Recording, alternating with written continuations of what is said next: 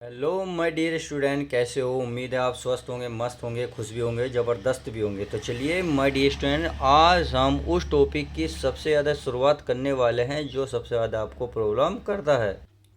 तो चलिए उसी की आज शुरुआत करने वाले हैं। अगर देखो आप कक्षा 12 में हो और आप अगर मैथ के सवाल सीख रहे हो तो कुछ फॉर्मूले आपको ऐसे होंगे बड़ी टफ लगते होंगे और कुछ फॉर्मूले आपको इजी लगते होंगे। तो आज हम इस वीडियो में डिफरेंशियल के जितने भी फॉर्मूले हैं सबको कवर करने आए हैं। यानी कि एक एक फॉर्मूले को बड़ी गहराई से बड़ी डिटेल से समझाऊंगा। बस आप वीडियो के शुरू से लेकर लास्ट तक बने रहेगा। यदि आप सच में ही मैथ में ज्ञाता बनना चाहते हैं तो देखिए, सवाल कोई सा भी हो आपके मैथ का, आपको बिना फॉर्मूले के वो सोल्व कर ही नहीं सकते। यानी कि आप कोई भी सवाल बिना फॉर्मूले के सोल्व नहीं कर सकते। आप पे सवाल आता होगा, अगर फॉर्मूला आप पे नहीं पता नहीं आता तो आप उस फॉर्मूले को मतलब क्वेश्चन को मान लीजिएगा आपसे होना ही नहीं है। क्यों? बिना फॉर्मूले के कोई भी सवाल आपका हल नहीं होगा। तो इसीलिए मैंने इस वीडियो में A to Z जितने भी समाकलन के फॉर्मूले हैं सबको कवर किए हैं। तो चलिए माय डियर स्टूडेंट, एक एक फॉर्मूले को बड़ी डिटेल से समझते हैं, बड़े ध्यान से समझते हैं। तो सबसे पहला जो फॉर्मूला है ये आता है d/dx। ये कहलाता है अवकलन। क्या कहलाता है? अवकलन। अगर x की पावर n हो, x की पावर n हो तो क्या होता है? n का मतलब यहाँ कोई संख्या हो। मान लो, चलो पहले इसे समझ लो, x की पावर n हो तो ये जो पावर है पहले उतर जाएगी, उसके बाद उसमें से एक कम हो जाएगा। अगर मैं आपको एक एग्जाम्पल के माध्यम से समझाऊं तो चलिए मैं एक एग्जाम्पल के माध्यम से समझा देता हूं कैसे। अगर मान लो x की पावर यहाँ 4 दी है। क्या दी है? 4। तो क्या करेंगे, ये जो 4 है ये x से पहले आ जाएगा। अब आप x में से अब 4 में से एक माइनस कर दें, कितना हो जाएगा? 3। तो इसका ये समाकलन कहलाएगा। तो वही यहाँ लिखा हुआ है कि यदि जो भी पावर होगी वो पावर एक नीचे आ जाएगी, उसमें से एक कम हो जाएगा। मान लो अगर 5 होती तो 5x की पावर कितनी होती? 4। क्योंकि 5 में से एक कम हो जाता, 4 हो जाती। उम्मीद है ये बात समझ गए होंगे। अब आगे देखते हैं। अगर अब मैं यहाँ देखूँ d/dx इंटू एक्स, जब आपको ये दोनों एक जैसे नज़र आए, यहाँ कि यहाँ भी dx है यहाँ भी x है, तो वो ध्यान रखना उसका जो प्यारे बच्चों अवकलन होता है 1 होता है। प्यारे बच्चों कितना होता है? 1 होता है। आई होप इतनी बात समझ गए होंगे। अब देखिए आगे, d/dx इंटू सी, ये है कॉन्स्टेंट यानी कि अचर पद। यानी कि x को छोड़कर, जैसे 1 2 3 हो गए, ABC हो गई, या 1 2 3 हो गए, या आपको कोई कांस्टेंट हो गया जैसे साइन वाई हो गया, या मतलब कोई भी कांस्टेंट होगा एक्स को छोड़ गए, तो ध्यान रखना उसकी वैल्यू क्या होगी? 0 होगी। क्या होगी मेरे डियर स्टूडेंट? 0 होगी। इतनी बात समझ में आ गई। अब आगे d/dx अंडर रूट यानी कि वर्गमूल x की जो वैल्यू होगी ये समाकलन होगा। तो ध्यान रखना ये होता है 1/2 वर्गमूल x। सही है। तो यानी कि रूट x जो है बटे में आ जाता है, रूट x और बटे मैंने 1/2 के गुणा में। अब समझ में आ गया, 1/2 की गुणा में गया रूट एक्स। अब अगला ये है हमारा d/dx 1/x। तो 1/x होता था माइनस के 1/x² आता है। सही है। इतनी बात समझ में आ गई। अब देखिए ये वाला देख लीजिएगा, ये है आपका d/dx e⁻x। तो e⁻x का जब भी अवकलन करोगे तो ध्यान रखना e⁻x ही आएगा। देखिए इसका अगर इसमें अवकलन में सेम रहता है तो ध्यान रखना समाकलन में भी ये सेम रहता है। सही है। अब जब हम सिखाएंगे तो बता देंगे। अब यहाँ होता है log x। log x का अगर आप देखेंगे अवकलन, तो अवकलन होता है 1/x। कितना होता है मेरे प्यारे बच्चों? 1/x। तो ध्यान रखना, देखो आप एक चीज़ देख रहे होंगे, यहाँ x है तो यहाँ भी x आ रहा, यहाँ x है यहाँ x यहाँ x। तो ध्यान रखना ये जब सेम होंगे तभी होगी कंडीशन, नहीं तो ये चेंज हो जाएगी। फिलहाल आप इन फॉर्मूलों को ध्यान से देखिए।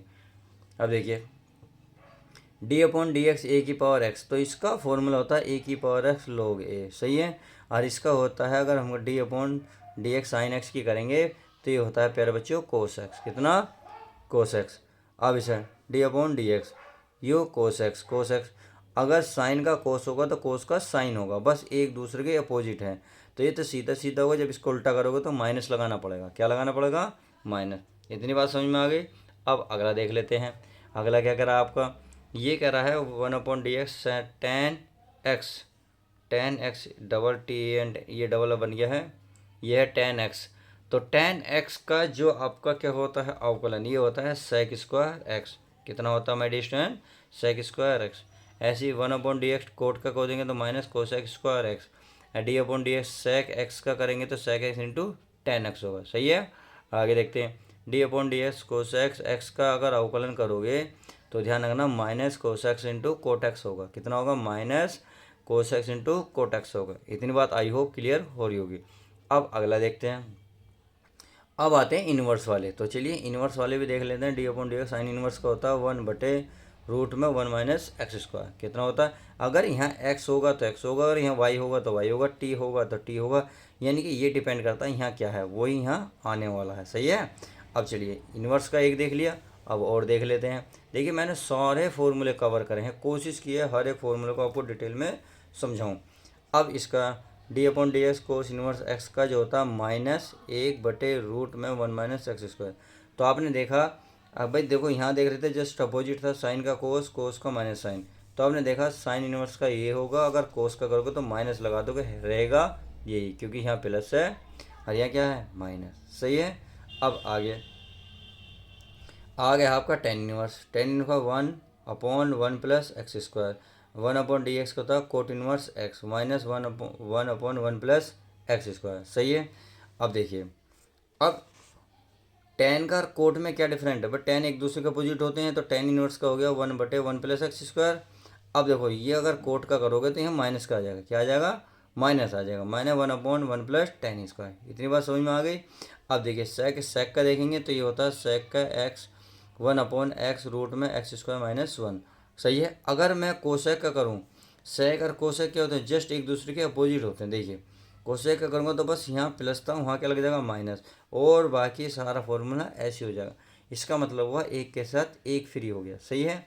अगला d/dx के इंटू के है कॉन्स्टेंट EU, यानी कि कोई अगर कोई पद है x के साथ है तो वो d से पहले लिखा जाएगा, उसका अवकलन हो जाएगा। सही है। अगर मैं एक एग्जाम्पल के माध्यम से समझाऊं तो देखिए कैसे। अगर मान लो मैं कर रहा हूँ 2x का अवकलन करना चाह रहा हूँ, 2x है। सही है, 2x है, तो 2 तो मैं बाहर रखूँगा, d/dx ये रखूँगा।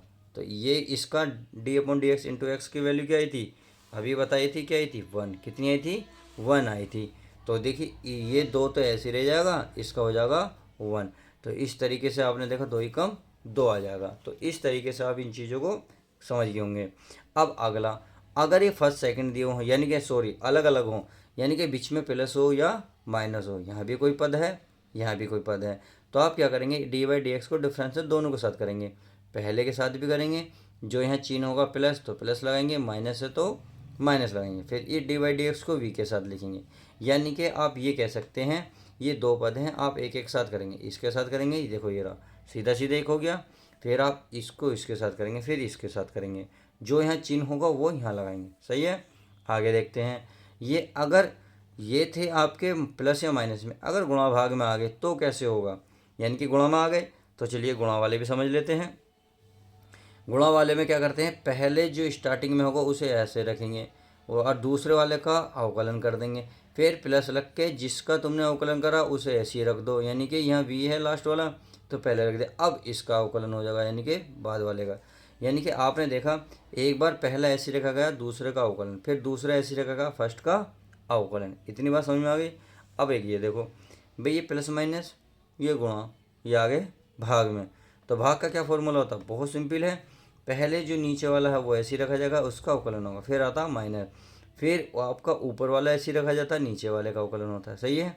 फिर नीचे वाले का प्यारा बच्चों वर्ग हो जाता है, क्या हो जाता है, वर्ग हो जाता है। यानी कि ये कह सकते हैं, अगर मैं इसे अंश मान लूँ, ये हर मान लूँ, तो आप कह सकते हैं हर ऐसी अंश का अवकलन माइनस अंश ऐसी हर का अवकलन बटे हर का वर्ग। सही है। एक आता है आपका श्रृंखला नियम।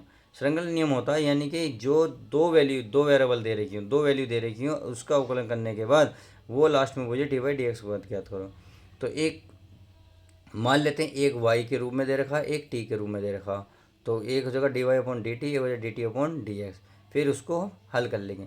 चलिए जब सवाल आएंगे तब आपको ये सवाल नियम समझ में आ जाएंगे। अगर 2 से 2 ना दे के 3 दे रखा हो तो 3 का भी नियम यही है, यानी कि dy/dt, यानी कि जिससे शुरुआत है उसको इसके एंड हुआ इससे शुरुआत करेंगे, d/du du/dx। सही है। क्यों, इससे क्या होगा, dt से dt, du से dt, कट जाएगा, d y upon d x बचेगा, root d y d x e की वैल्यू पूछता है। अब चलिए खास ज़रा इंपॉर्टेंट फॉर्मूले देख लेते हैं, अब इससे भी निपट लेते हैं। ये देखिए, यहाँ देखिए ये है नोट, ये इंपॉर्टेंट फॉर्मूले। अगर मान लो कोई फंक्शन है, इस फंक्शन की वैल्यू दे रखी है आपकी पावर n, तो वही बताई थी, यानी कि अगर x ना देखे कोई फंक्शन दे रखा हो तो आप पहले उस फंक्शन को क्या मानेंगे, x मान के बिल्कुल सेम पहले की तरह करेंगे। तो जो n होती है, वो पहली उतर जाती है, उसमें से कम हो जाता है। देखिए यही बात है, इसमें ये पावर n थी, ये घात नीचे उतरी, वो वाला फंक्शन ऐसे रखा गया। अब इस फंक्शन का भी आप अवकलन करोगे। अगर यहाँ केवल x होता तो पहले नियम को फॉलो करता ये वाले को, इसको, बट यहाँ क्या है, यहाँ कोई फंक्शन है, उस फंक्शन का पहले ऐसे ही करेंगे x के साथ, फिर इसको करेंगे, सही है। ऐसे ही ये अगर अंडर रूट में कोई फंक्शन है तो अंडर रूट का अगर मान लो x होता तो सीधा सीधा x का क्या बताया था, 1/2 रूट एक्स, तो वही करते 1/2 रूट एक्स। एक्स के स्थान पर कोई फंक्शन है तो उस फंक्शन को लिखो, फिर उसके बाद जो यहाँ है उसका आप अवकलन करो। इतनी बात समझ में आ गई।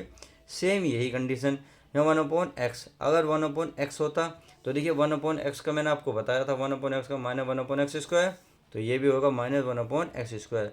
एक्स के स्थान पर कोई फंक्शन है, यानी कि कोई और पद है। अच्छा कोई और पद है तो उसे ऐसे ही रखेंगे, फिर जो पद है उसका भी आप अवकलन करोगे। आई होप समझ में आ रही होगी। अब देखिए, क्योंकि एग्ज़ाम बहुत नज़दीक हैं इसलिए मैंने कोशिश की है आपको डिटेल समझाया जाए, आपसे एग्ज़ाम से रिलेटेड जितने भी सवाल आएंगे आप फॉर्मूले के बेस पर आसानी से कर लें, ताकि आप एग्ज़ाम में नंबर कम ना ला पाएँ। अब अगला, ये लोग, अगर log x होता, देखिए यहाँ log x का मैंने भी कराया था, कहीं होगा, ये रहा log x का 1/x। अगर केवल x होता, अब यहाँ x नहीं है log के साथ कोई फंक्शन है, तो पहले तो उस फंक्शन को ऐसे ही लिखोगे इंटू, फिर उसका क्या करोगे, अवकलन। इतनी बात समझ में आ गई। अब e की पावर x, अब अगर e की पावर x होता, देखिए e की पावर x इसमें है, देखो ये रहा e की पावर x का, तो e की पावर x होता। अगर x के स्थान पर कुछ और हो तो देखिए x के स्थान पर कुछ और है, फंक्शन है, तो e की पावर x हो जाएगा। अब इस फंक्शन का आप क्या करेंगे, अवकलन करेंगे, सही है। ऐसे साइन का क्या होता था, कोस एक्स होता था, x के स्थान पे क्या है, एफ एक्स, यानी कि कोई फंक्शन, तो कोस एक्स। अब इसका भी आप क्या करोगे, अवकलन करोगे, क्या करोगे, अवकलन करोगे। सेम कोस का माइनस साइन एक्स होता था, अब इस फंक्शन कर दो। इसका देखते हैं, ये है D upon d x, function ten x का, टेन का सेक स्क्वायर है, यानी कि ये फॉर्मूले बिल्कुल यही वाले हैं फॉर्मूले जो मैंने आपको बताए हैं। बस अगर x के स्थान पर कुछ और आ जाता है तो आप उसका भी अवकलन का आपको करना ही होगा। आई होप मेरी बात समझ रहे होंगे मैं क्या कहना चाह रहा हूँ। ऐसी कोस एक्स का, कोस एक्स के स्थान पर कोई फंक्शन है तो minus cos square x into cot x, सही है। फिर जो फंक्शन है, देखिए cos x into cot x आएगा, ये स्क्वायर नहीं है, cos x into cot x. देखिए कोस एक्स के साथ मैंने लिखा है, इसमें लिखा नहीं लगी रहा, कोस एक्स है माइनस कोट एक्स, सही है, ये स्क्वायर गलत चढ़ गया है। अब ये या जो फंक्शन है वो यहाँ फंक्शन हो गई। अब साइन इनवर्स का था 1/√1 minus x square, x square का फंक्शन है तो फंक्शन को रखेंगे। फिर आप इस जो फंक्शन है, यानी कि जो भी यहाँ पद होगा उसका आप अवकलन करेंगे। इतनी बात समझ में आ गई। अब 11वां, ये रहा डिपोन टेन इनवर्स एक्स, यह है 1/1 प्लस एक्स स्क्वायर, यानी कि जो फॉर्मूला है एक्स के स्थान, देखिए यहाँ देखिए भाई, यहाँ है आपका टेन, एक्स है तो एक्स आया, अगर यहाँ कुछ और होता है एक्स के स्थान पर तो एक्स के स्थान पर वही रखा गया। अब जो है उसका भी आप अवकलन करोगे। इतनी बात समझ आ गई। अब चलिए एक नोटेड पॉइंट जो सबसे ज़्यादा मोस्ट इम्पोर्टेंट है, अगर डी अपॉन डी एक्स की है, एक्स के स्थान पर वाई दे रखा हो तो उसका अवकलन होता है d y upon d x. क्या होता है, d y upon d x. अगर एक्स होता तो क्योंकि यहाँ एक्स है यहाँ वाई है, देख रहे हो अलग अलग, तो ये होता है d y upon d x. ये केवल एक्स के लिए कंडीशन लगती है और किसी के लिए भी नहीं लगती। इतनी बात समझ में आ गई।